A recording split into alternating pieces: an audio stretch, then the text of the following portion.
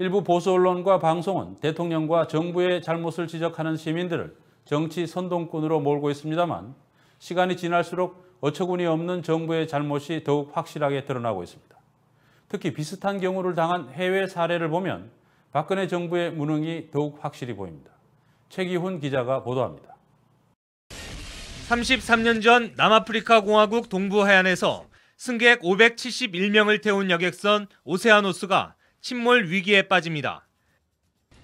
선장과 선원 대부분이 먼저 배를 탈출한 상태에서 선상 공연에 참여하던 가수 한 명이 대신 조타실에 들어가 조난 신고를 보냅니다. I said Mayday, and he said, right, well, what is your Mayday? And I said, with the cruise ship Oceanus, we're sinking.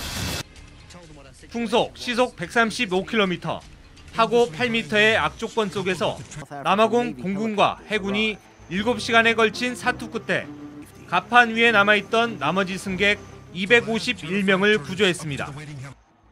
이때 동원된 헬기만 13대였습니다. 희생자는 한 명도 없었습니다. 지난 4월 16일 세월호가 선수만 남겨놓고 침몰할 때까지 구조에 참여한 해경 헬기는 단 3대. 경비정은 백동급 123정 한 척뿐이었습니다. 목포해경은 신고를 받고 보유함정 21척 가운데 20척을 출동시켰다고 밝혔지만 123정을 제외하고는 신고 접수 후 침몰 때까지 1시간 반이 지나도록 현장에 도착하지 못했습니다. 헬기 3대와 작은 경비정 하나로는 애당초 476명을 구조할 수 없었습니다. 세월호 항해사도 이 점을 알고 있었습니다.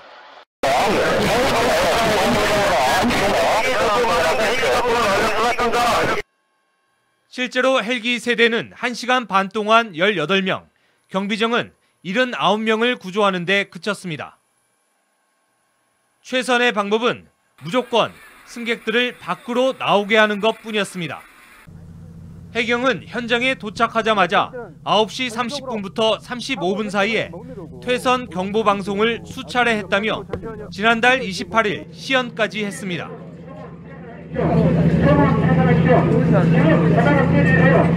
30분부터 35분까지 한 것 같습니다. 그러나 해경의 촬영 영상을 보면 123정은 9시 30분경에는 세월호가 보이지도 않는 거리에서 다가서고 있었고 35분에서야 근처에 도달했습니다. 한발 양보해 퇴선 방송이 사실이라면 해경도 승객 전원이 배에서 나와야 될 필요성은 인식하고 있었다는 증거입니다. 퇴선 방송에도 승객들이 나오지 않는다면 남은 건 해상구조 매뉴얼대로 선내 수색뿐. 해경은 세월호의 경사가 심해 선내에 진입할 수 없었다고 해명했습니다. 조타실 승선 진입하라고 그거는 이미 경사가 심해가지고 지시를 받았지만 진입 불가했고.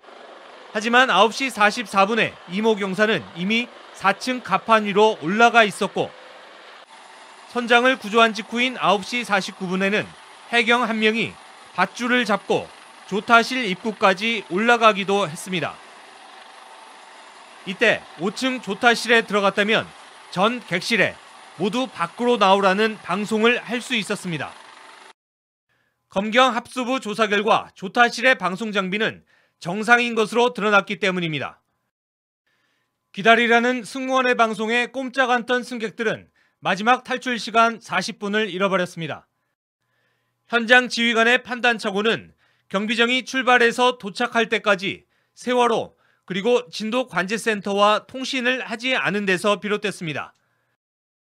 세월호와 진도관제센터의 마지막 교신 시각은 9시 38분, 경비정이 도착한 이후입니다. 해경 123정이 세월호나 진도 VTS와의 교신을 통해 선장이 퇴선 조치도 안 내렸다는 사실을 파악했다면 무엇보다 선내로 진입해 퇴선 조치를 취하는데 최우선점을 두었을 겁니다. 김은홍 목표 해경사장이 뒤늦게 9시 51분부터 10시 6분까지 승객들을 전원 퇴선 조치하라, 승객들이 뛰어내리도록 유도하라며 4차례에 걸쳐 무선으로 명령했지만 이마저도 이행되지 않았습니다. 결국 구조대원이 그냥 지나쳐버렸던 객실의 학생들은 1시간 뒤에 그대로 물속으로 잠겨버렸고 항해사가 가리킨 곳을 보고도 해경이 속수무책이었던 4층의 다인실 학생들도 구조를 받지 못했습니다. 30여 년 전 오세아너스 호도 침몰했고 2014년 세월호도 침몰했습니다. 남아공은 거친 풍랑 속에서도 500명 넘는 자국민을 모두 구해냈지만 우리는 그렇지 못했습니다. 뉴스타파 최기훈입니다.